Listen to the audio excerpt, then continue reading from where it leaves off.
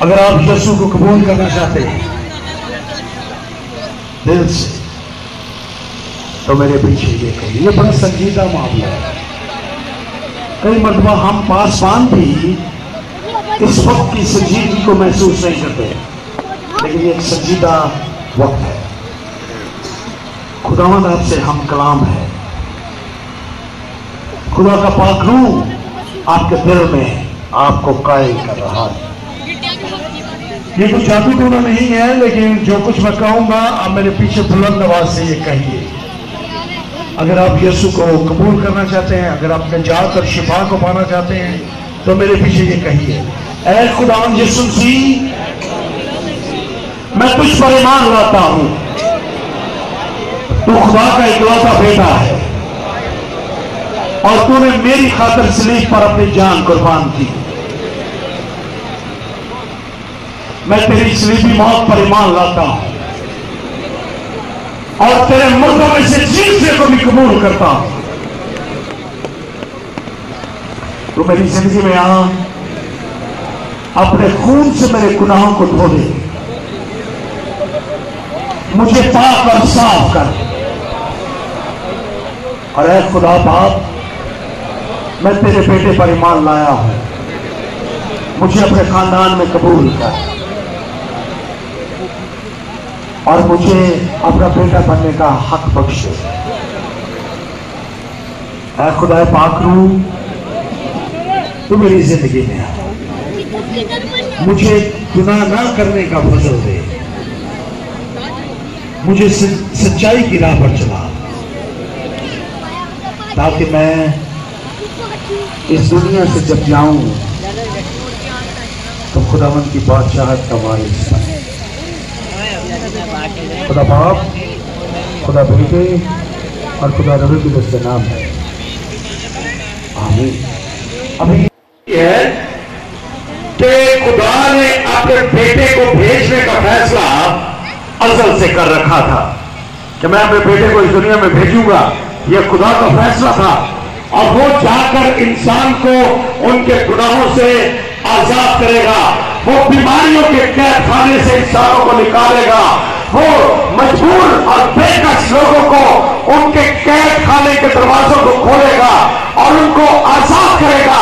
اور وہ دنیا کو بتائے گا کہ دراصل ہمارا خدا جو آسمان پر ہے وہ ہم سے پیار کرتا ہے، ہم سے محبت کرتا ہے اور وہ یہ نہیں چاہتا کہ ہم ان قید خانوں میں اور ان زنجیروں میں جکڑے رہیں.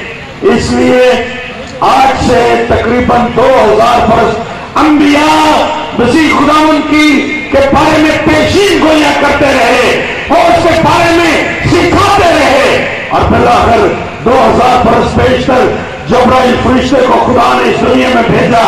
یہ فرشتہ مقدسہ مریم کے پاس پہنچا اور اس نے جا کر مقدسہ مریم سے کہا، مریم تو دنیا کی تمام عورتوں میں مبارک ہے کیونکہ تو خدا کے بیٹے کو جنم دینے والی ہے اور تیرے بیٹا ہوگا، اس کا نام یسوع رکھنا، جس کا مطلب ہے نجات دینے والا.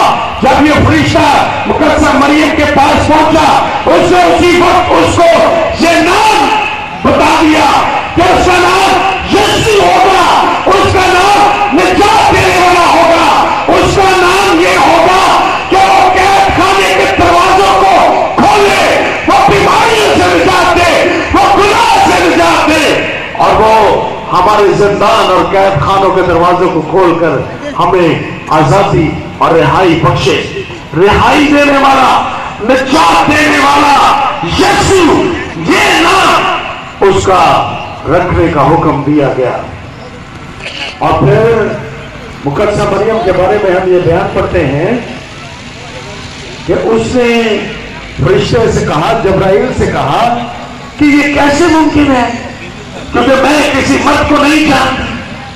اس نے کہا کہ یہ خدا کے پاک روح سے ہوگا، خداوند کا پاک روح اس پر سایہ ڈالے گا، اسی لیے وہ مولود مقدس خدا کا بیٹا کہلائے گا.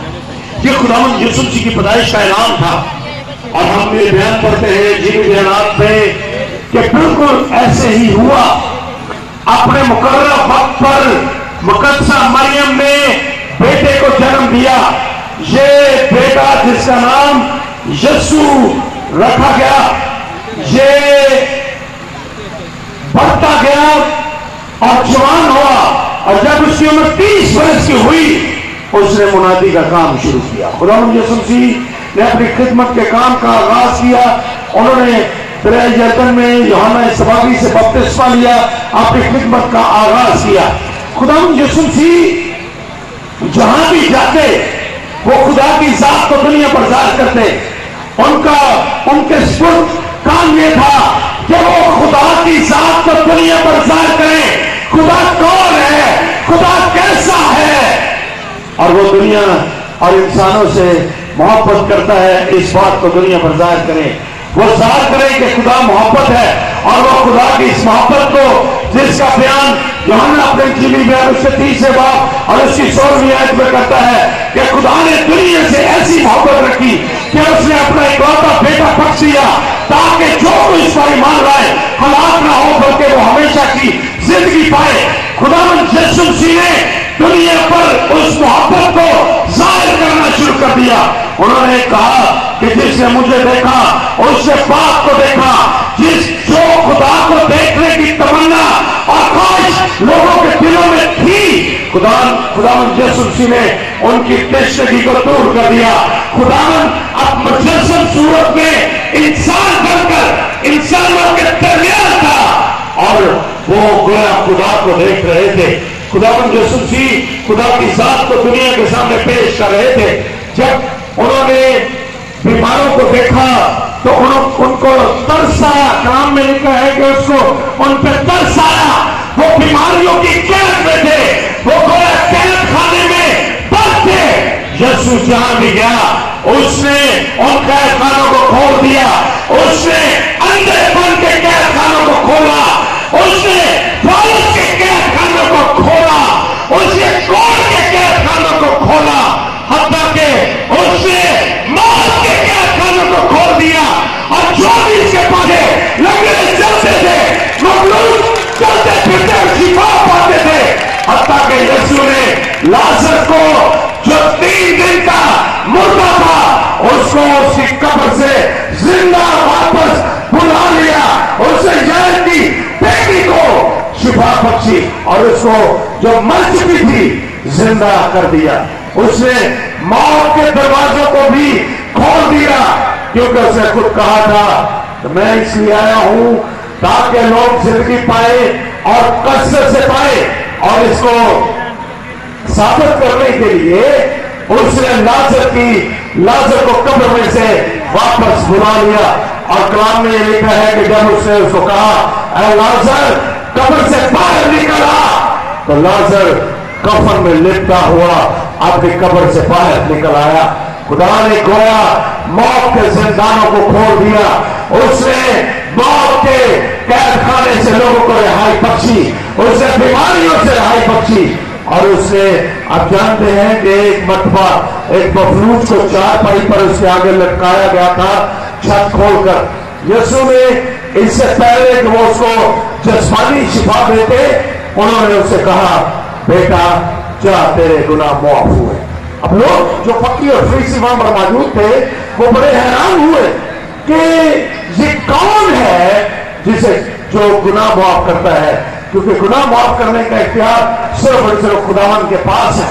लेकिन खुदावंद यीशु मसीह को ये इख्तियार भी था कि न सिर्फ वो बीमारियों के कैद खाने से लोगों को शिफा बख्श रहे, बल्कि उन्होंने लोगों को गुनाह की गुलामी से भी निजात बख्शी, गुनाह की गुलामी के दरवाजों को खोल दिया, ताकि हम गुनाह के गुलाम आइंदा को हम कलाम में लिखा है ताकि आइंदा को हम गुनाह के गुलाम ना रहे, हम गुनाह के गुलाम ना रहे, हम बीमारियों के गुलाम ना रहे, हम अपने हालात के गुलाम ना रहे। तो ये है हकीकी आजादी जो देने के लिए खुदावंद यीशु मसीह इस दुनिया में आए थे। और यीशु ने यह आजादी लोगों को मुफ्त में बख्शी। किसी को कोई पैसा देने की जरूरत नहीं थी, बल्कि जो उसके पास आता था मुफ्त निजात पाता था।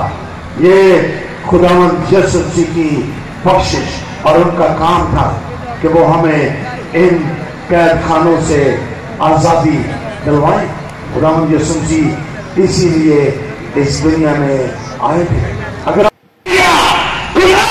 और बीमारियां इस दुनिया में आ गई, जंगें और नफरत इस दुनिया में पैदा हुई, उसने इंसान के दिलों में नफरत के बीज बो दिए और यूं उसने दुनिया को गुलाम बना लिया।